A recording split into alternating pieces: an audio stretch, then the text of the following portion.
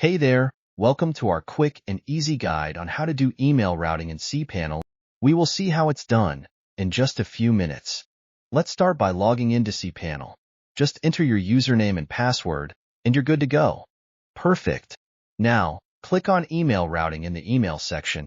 It'll open up a new page with all the settings we need. Once you're in the email routing dashboard, just choose a domain from the drop-down list. This helps to send incoming emails from that domain to another server. Pick the ideal configurations from the options for email routing. It's usually recommended to go with the Automatically Detect Configuration option.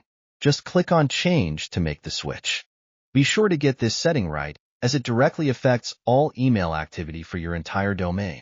If you're not familiar with email routing or any of these panel settings, we recommend reaching out to our support team for assistance. That's how you can handle email routing in cPanel. Simple enough, isn't it? We hope you found this tutorial helpful and informative. Be sure to give it a thumbs up, share it with your friends, and hit that subscribe button for even more awesome tutorials.